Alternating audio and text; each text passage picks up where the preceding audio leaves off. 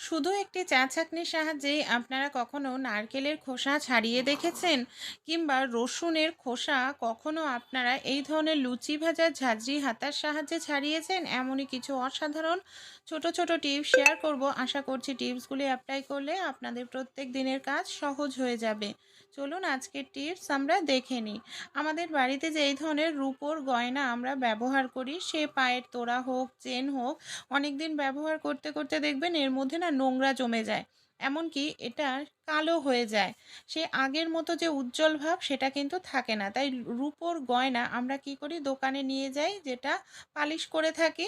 এতে অনেকটা টাকা কিন্তু আমাদের খরচা হয়। বাড়িতেই রূপোর গয়নাকে আমরা নতুনের মতো চকচকে করে নিতে পারি। কোনো রকম টাকা পয়সায় আমাদের খরচা হবে না। এর জন্য কি করতে হবে দেখুন, এখানে আমি একটি পাত্র নিয়ে নিয়েছি, মানে এখানে একটি বাটি নিয়ে নিয়েছি। বাটির মধ্যে এখানে আমি দিয়ে দিচ্ছি বেশ কিছুটা পরিমাণ জল। এখানে আমি জল দিয়ে দিলাম, জলের মধ্যে দিয়ে দিচ্ছি কিছুটা পরিমাণ চা পাতা। যে চা পাতা আমরা রেগুলার খাই সেই চা পাতা। এর মধ্যে আমি দিয়ে দেব কিছুটা পরিমাণ লেবুর রস, আর লেবুর টুকরোটা আমি দিয়ে দেব। সব উপকরণ দিয়ে আমাদের খুব ভালো করে এখানে মেশাতে হবে। তারপর এই যে রূপোর যে গয়নাটা আছে সেটাকে আমরা দিয়ে দিচ্ছি। এবার এই পাত্রটাকে আমরা ১ থেকে ২ মিনিট মতো খুব ভালো করে ফোটাবো রূপোর গয়নাটা দিয়ে, মানে জলটাকে আমাদের ফোটাতে হবে। এই যে জলের মধ্যে যে লেবুর রস দিয়েছি, চা পাতা দিয়েছি, এটাই কিন্তু আমাদের রূপোর গয়নাকে নতুনের মতো পরিষ্কার করে দেবে। লেবুতে সাইট্রিক অ্যাসিড থাকে, আমরা প্রত্যেকেই জানি, রূপোর গয়নাকে নতুনের মতো চকচকে করতে ভীষণ সাহায্য করে। ১ থেকে ২ মিনিট আপনারা একটু ফুটিয়ে নিন ভালোভাবে, তাহলে এর রেজাল্ট দেখলে চমকে যাবেন। আপনাদের বাড়িতেও যে রূপোর গয়না কালো হয়ে গেছে সেটাকেও আপনারা কিন্তু এইভাবে পরিষ্কার করে নিতে পারেন। দেখুন খুব সুন্দর করে ২ মিনিট ফুটিয়ে নিয়েছে। এবার আমি বন্ধ করে দিচ্ছি। তারপর এটাকে একটু ঠান্ডা করে নেব আপনাদের, তারপর আমি দেখাচ্ছি। এই দেখুন, এখনো একটু গরম রয়েছে, পুরোপুরি ঠান্ডা হয়নি। ১ম এই গয়নাটা দেখিয়েছি কিরকম কালো হয়ে গেছিল। এখন দেখুন সেই গয়নায় কত সুন্দর নতুনের মতো চকচকে হয়ে গেছে। দেখতেই পাচ্ছেন রেজাল্ট আপনারা হাতে নাতে। আপনাদের গয়নাও যদি এরকম কালো হয়ে যায়, তাই দোকানে না দিয়ে বাড়িতেই আপনারা এইভাবে পরিষ্কার করবেন। নর্মাল জল দিয়ে আবারও আমি ১-২ বার ধুয়ে নিচ্ছি, আর দেখুন একেবারে নতুনের মতো হয়ে গেছে। কোনো রকম টাকা পয়সা কিন্তু এখানে আমার খরচা করতে লাগলো না। অনেক সময় আমাদের বাড়িতে যে এই ধরনের গয়নাগুলো হয় আমরা পরে থাকি, হাতের মধ্যে কি হয়, ছোট হয়ে যায়। আর দেখুন সব মানে সোনার গয়নাই হোক বা যে কোনো কিছুই বারবার কিনতে গেলে কিন্তু টাকা লাগে। আর যদি সোনার জিনিস হয়, দেখুন বারবার যদি আমরা ভেঙে বানাতে যাই অনেকটা টাকা পয়সাও খরচা হয়। আর দেখুন কম বেশি তো আমরা অনেকেই রোগা হই, মোটা হই। রোগা হলে সমস্যা নেই, মোটা হয়ে গেলেই কিন্তু সমস্যা। সেই গয়নাটা খুলতে পড়তে অসুবিধা হয়। তাই এরকম সমস্যা যদি হয়ে থাকে আপনারা এই কাজটি করবেন, পলিথিন নিয়ে নেবেন। হাতের মধ্যে একটি পলিথিন নিয়ে গয়নাটাকে পলিথিনের মধ্যে ভরে এইভাবে পলিথিনটা উল্টো করে খুলতে থাকবেন। এতে দেখবেন খুব সহজেই আপনারা এই ধরনের চুড়ি, বালা খুলে ফেলতে পারবেন। হাতও ব্যথা করবে না, আর আপনাদের গয়নাটাও কিন্তু খোলা হয়ে যাবে। গয়নাটাও ভেঙে আবার নতুন করে গড়াতে লাগবে না। দেখুন বালাটা আমার একেবারে ছোট হয়ে গেছে, দেখতে পাচ্ছেন দাগ হয়ে গেছে। এটা কিন্তু সহজে খোলাই যাচ্ছিল না, অসহ্য যন্ত্রণা হচ্ছিল। নর্মালভাবে আমি অনেকবার ট্রাই করেছিলাম, তাই এই পলিথিনটা দিয়ে কত সহজেই খুলে ফেলতে পারলাম দেখুন। ভালো লাগলে অবশ্যই আপনারাও ট্রাই করে দেখবেন। সাবান আমরা কম বেশি তো প্রত্যেকেই ব্যবহার করি। অনেক সময় দেখা যায় যে সাবানটা ব্যবহার করি, সাবানটা যখন ভেজা থাকে সাবান কেসটা এইভাবে গলে গলে সাবানটা লাগে, আর সাবান কেসটাকে একেবারে নোংরা করে দেয়। তাই এই ছোট্ট টিপসটি কিন্তু আপনারা ফলো করে দেখতে পারেন, এতে আপনাদের সাবান কেস নোংরা হবে না। কি করতে হবে দেখুন, গার্ডার। আমাদের বাড়িতে যে এই ধরনের গার্ডার থাকে, মানে চুলের গার্ডার নিয়ে নেবেন, যেটা ঢেলা হয়ে গেছে, ব্যবহার করে না এরকম গার্ডার আপনারা সাবান কেসের ওপর এইভাবে লাগিয়ে নিন। দেখুন এইভাবে সাবান কেসের ওপর গার্ডারটা লাগিয়ে তার ওপর যদি আপনারা ভেজা সাবানটাকে রাখেন, খুব দ্রুত তাড়াতাড়ি সাবানের জলটা আপনাদের ঝরে যাবে। আর এইভাবে রাখলে সাবান কেসটাও আপনাদের নোংরা হবে না, এমনকি রোজ রোজ সাবান কেস পরিষ্কার করার ঝামেলাও দূর হয়ে যাবে, সাবানেরও অপচয় কম হবে। লঙ্কা আমরা কম বেশি প্রত্যেকেই কিন্তু খেতে ভীষণ পছন্দ করি। অনেক সময় দেখা যায় আমরা কাঁচা লঙ্কা খেতে যাই, দেখা যায় কাঁচা লঙ্কাটা ফ্রিজে অনেক দিন রাখার কারণে একেবারে শুঁটো হয়ে গেছে। আর একেবারে শুঁটো কাঁচা লঙ্কা ভাতের সঙ্গে বা রুটির সঙ্গে খেতে ভালো লাগে না। তাই কাঁচা লঙ্কা ফ্রিজ ছাড়াও আপনারা টাটকা রাখতে পারবেন। এখানে দেখুন আমি বেশ কিছুটা কাঁচা লঙ্কা নিয়ে নিচ্ছি হাতের মধ্যে। আর অবশ্যই এইভাবে বোটা সমেত কাঁচা লঙ্কাগুলোকে নিতে হবে। বোটা ছাড়ালে কিন্তু হবে না। বোটা সমেতই আমি এখানে কাঁচা লঙ্কাগুলোকে নিয়ে গার্ডার দিয়ে ভালো করে এইভাবে দেখুন আটকে নিচ্ছি। এবার আমি কি করব, এইভাবে আটকে নেওয়ার পর এই যে বোটাগুলো রয়েছে না, এই বোটাগুলোকে আমাদের জলে ভেজাতে হবে। এই ধরনের একটি গ্লাসে সামান্য জল নেবেন, বেশি নয়, যাতে শুধু বোটাটাই ভেজে, লঙ্কা যাতে না ভেজে সেদিকে খেয়াল রাখতে হবে। লঙ্কা ভিজলে কিন্তু লঙ্কা পচে যাবে। শুধু বোটাটা ভিজিয়ে রাখবেন, এতে আপনাদের লঙ্কা 10 থেকে 15 দিন টাটকা থাকবে, যখন প্রয়োজন খেতে পারবেন। রান্নার ভাতে খাওয়ার চাল আপনারা এইভাবে একটু প্রেসার কুকারে দিয়ে দিন। তারপর সামান্য তেল দিয়ে একটু নাড়াচাড়া করে ঢাকনাটা বন্ধ করে যদি আপনারা একটি সিটি দিয়ে নিতে পারেন, তাহলেই তৈরি হয়ে যাবে একদম পারফেক্ট মুচমুচে দোকানের মতো মুড়ি। হ্যাঁ বন্ধুরা, মুড়ি আর কিনে খেতে হবে না। ভাইরাল যে ভিডিওটি দেখা যাচ্ছে যে প্রেসার কুকারে চাল দিয়েই নাকি এত সুন্দর মুচমুচে মুড়ি তৈরি করে নেওয়া যায়, তাও আবার ভাতে খাওয়ার চাল দিয়ে। আশা করছি বন্ধুরা আপনাদেরও এই ভিডিওটি ভালো লাগবে। চলুন দেখে নিই, আমিও ট্রাই করব যে ভাতে খাওয়ার চাল দিয়ে কিভাবে আমরা প্রেসার কুকারে মুড়ি তৈরি করতে পারি। ভিডিওতে যেমন দেখানো হয়েছে আমি ঠিক সেরকমভাবেই তৈরি করব। এখানে দেখুন আমি নিয়ে নিয়েছি ভাতে খাওয়ার চাল 1 বাটি।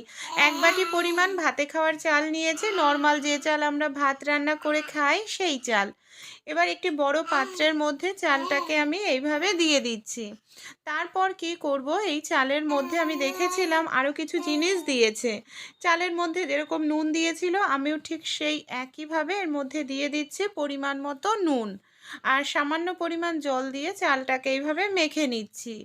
এরপর চালটাকে 5 মিনিটের জন্য এইভাবেই কিন্তু মেখে রেখে দিতে লাগবে। 5 মিনিট রাখতে হবে, যাতে চালটা যে জল আছে অ্যাবজর্ব করে নেয়। 5 মিনিট পর দেখবেন চালটা শুকনো হয়ে যাবে। তারপর আমাদের বাড়িতে যে নর্মাল প্রেসার কুকার আছে, তার মধ্যে চালটাকে আমি এইভাবে ছড়িয়ে দিয়ে দিচ্ছি। সামান্য পরিমাণ তেল দিয়েছিল, আমিও একটু তেল দিয়ে দিলাম। তেল দিলে বলে মুড়ি গায়ে গায়ে লাগে না, ফুলকো ফুলকো হয়, ঝরঝরে হয়। এখানে দেখুন আমি তেলটা দিয়েও ভালোভাবে মিশিয়ে নিলাম, ঢাকনাটা বন্ধ করে দিচ্ছি। এবার আমি এটাকে একটা সিটি দিয়ে নেব। আর ফ্লেমটাকে একদম মিডিয়ামে রাখতে হবে। এই দেখুন আমার এখানে একটা সিটি উঠে যাচ্ছে। এবার আমি বন্ধ করে দিচ্ছি।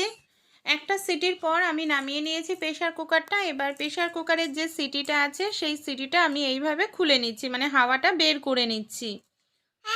এবার আমি সিটিটার মুখটা পুরোপুরি খুলে দিচ্ছি, যাতে তা মানে খোলা যায়। এই দেখুন ঢাকনাটা এবার আমি খুলে দেখাচ্ছি যে মুড়ি কত সুন্দর তৈরি হলো। দেখতে পাচ্ছেন এটা কি আদৌ মুড়ি হয়েছে, না আমার পুরো চালটাই নষ্ট হয়েছে।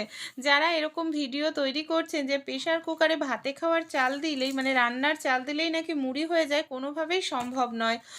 কারণ মুড়ির চাল আলাদা, আর দেখুন চালটা পুরো পুড়ে গেছে। সেই সঙ্গে আমার প্রেসার কুকারটাও নোংরা হয়েছে, যেটা পরিষ্কার করতে অনেক সময় লাগবে। তাই যারা বলছেন যে প্রেসার কুকারে নাকি ভাতে খাওয়া চাল দিলেই মুড়ি হয়, এটা পুরো ভুল। তারা অলরেডি মুড়ি আগে থেকে রেখে দিয়েছে প্রেসার কুকারে, তাই দেখাচ্ছে। তাই আমার মতো যারা আপনারাও এইটা করতে চাইবেন যে প্রেসার কুকারে চাল দিয়ে আমরা বাড়িতেই মুড়ি তৈরি করি, কখনোই মুড়ি হবে না। মুড়ির চাল সম্পূর্ণ আলাদা হয়, মোটা মোটা লাল ধরনের হয়। আর এইভাবে যদি আপনারাও করতে যান, আপনাদের চালটা কিন্তু পুরোপুরি নষ্ট হবে, প্রেসার কুকারটা নোংরা হবে, অনেকটা সময় ধরে প্রেসার কুকার পরিষ্কার করতে লাগবে, খাটনিটা বেড়ে যাবে। তাই এই ভিডিওটি ভালো লাগলে আপনারাও ট্রাই করবেন না, আর বন্ধুবান্ধবদের সঙ্গে আপনারাও শেয়ার করবেন। আমরা অনেক সময় বাজার থেকে যে নারকেলগুলো কিনে নিয়ে আসি, আমরা অনেকের বাড়িতে এখনকার দিনে দা থাকে না, এর জন্য আমরা গোটা নারকেল খুব কমই দেখা যায় নিয়ে আসি খোসা সমেত। বাজার থেকে নারকেল কিনে আনলেও দেখবেন নারকেলের গায়ে কিন্তু এইভাবে খোসা লেগেই থাকে, নারকেল একেবারে ফ্রেশ পরিষ্কার অবস্থায় থাকে না। আর এইভাবে যদি নারকেলটা কোড়াতে যাই, যে নারকেলের গায়ে যে খোসাগুলো, সেটা নারকেল কোড়ানি মানে নারকেল কোড়ার মধ্যে পড়বে, এতে আমাদের নারকেলটাও নোংরা হয়ে যায়, দেখতেও বাজে লাগে। তা যাদের বাড়িতে দা নেই, তা কিভাবে আমরা নারকেলের এই গাটা পরিষ্কার করতে পারবো? আপনারা নিয়ে নিন এই ধরনের একটি চা ছাঁকনি। এই স্টিলের চা ছাঁকনি নেবেন, প্লাস্টিকের নয়। এই চা ছাঁকনিটা দিয়ে এইভাবে যদি নারকেলের গাটা আপনারা ঘষতে থাকেন, দেখবেন খুব দ্রুত তাড়াতাড়ি কিন্তু আপনারা এই যে এই নারকেলের যে খোসাগুলো আছে সেটাকে পরিষ্কার করে নিতে পারবেন।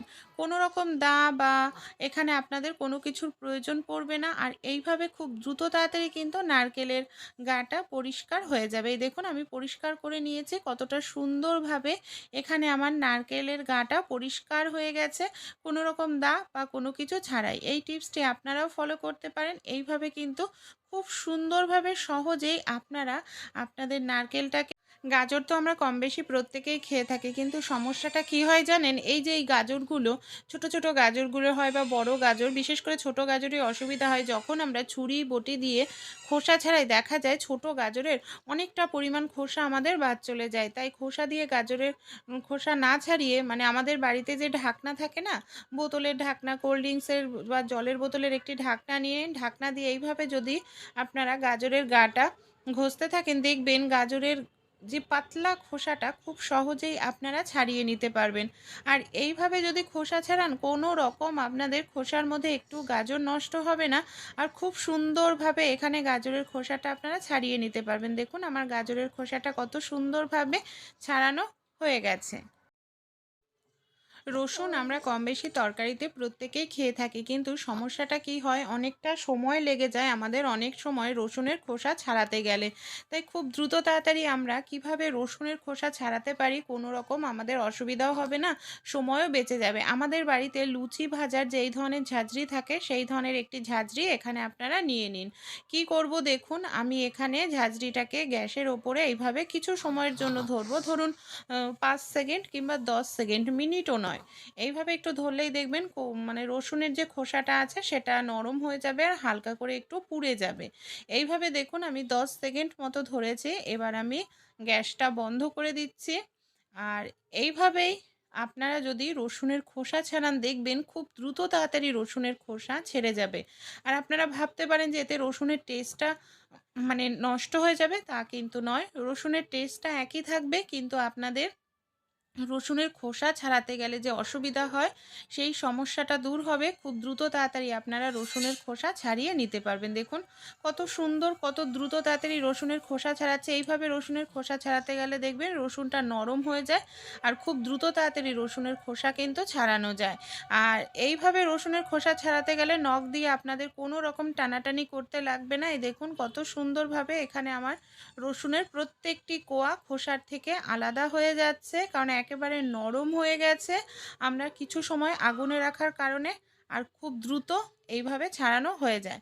তাই ছোট্ট টিপসটি যদি আপনাদের ভালো লেগে থাকে, অবশ্যই যদি অনেকটা পরিমাণ রসুনের খোসা ছাড়ানোর প্রয়োজন পড়ে আপনাদের, এই টিপসটি একবার হলেও আপনারা ফলো করে কিন্তু দেখতে পারেন।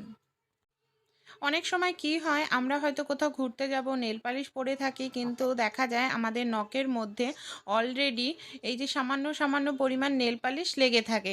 নেল রিমুভার হয়তো বাড়িতে শেষ হয়ে গেছে। এই যে সামান্য পরিমাণ নেল পালিশ, এগুলোর ওপর দিয়ে যদি আমরা নেল পালিশ পরি, দেখতে কিন্তু ভালো লাগে না। তাই আপনারা নিয়ে নিন পারফিউম, সামান্য পরিমাণ একটু পারফিউম, এইভাবে নেল পালিশের ওপরে ১-২ বার স্প্রে করে দেবেন। যেহেতু পারফিউমে স্প্রিট দেওয়া থাকে, তাই দেখবেন খুব সহজেই আপনারা এই নেল পালিশটাকে তুলে ফেলতে পারবেন। এই দেখুন কত সহজেই এখানে আমার নেল পালিশটা উঠে গেল। তাই এমার্জেন্সির সময় এই টিপসটি আপনারা ফলো করে খুব সহজেই আপনাদের নেল পালিশ তুলে ফেলতে পারবেন। ভালো লাগলে ট্রাই করে দেখবেন। আমরা রান্নায় কম বেশি প্রত্যেকেই কিন্তু পেঁয়াজের ব্যবহার করে থাকি। অনেক সময় দেখা যায় আমরা অনেকটা পরিমাণ পেঁয়াজ কাটতে নিই আর আমাদের চোখ দিয়ে জল বের হয়। তাই ছোট্ট এই টিপসটি ফলো করবেন। যখনই আপনারা পেঁয়াজ করবেন, পেঁয়াজটাকে আপনারা অর্ধেক করে কেটে নিন, বা আপনারা শুধু পেঁয়াজের যে শেকড়ের অংশটা আছে সেই অংশটাকে কেটে নিন। আর একটি পাত্রের মধ্যে আপনারা নিয়ে নিন ফ্রিজের ঠান্ডা জল। পেঁয়াজটাকে এইভাবে কিছুটা অংশ কেটে ঠান্ডা জলের মধ্যে আপনারা ১-২ মিনিটের জন্য ডুবিয়ে রাখুন। এতে কি হবে দেখবেন, পেঁয়াজের যে রসটা সেটা কিন্তু জলে চলে যাবে। এর ফলে দেখবেন আপনারা যতই পেঁয়াজ কাটেন, তাতে আপনাদের চোখ জ্বালাও করবে না, চোখ দিয়ে জলও বের হবে না। আর জলে ভিজিয়ে রাখার কারণে পেঁয়াজের খোসাটা দেখবেন নরম হয়ে যায়। অনেক সময় পেঁয়াজের খোসা ছাড়াতে অসুবিধা হয়। এইভাবে জলে ভিজিয়ে রাখলে পেঁয়াজের খোসাটা খুব দ্রুত তাড়াতাড়ি কিন্তু আপনারা ছাড়িয়ে নিতে পারবেন। এই দেখুন এখানে আমি পেঁয়াজের খোসাটা কত সহজেই ছাড়িয়ে নিলাম, কোনো রকম অসুবিধা হচ্ছে না। আর পেঁয়াজ কাটতে গিয়ে আমাদের চোখ জ্বালাও করছে না, চোখ দিয়ে জলও বের হচ্ছে না। ভালো লাগলে টিপসটি ফলো করতে পারেন আপনারাও।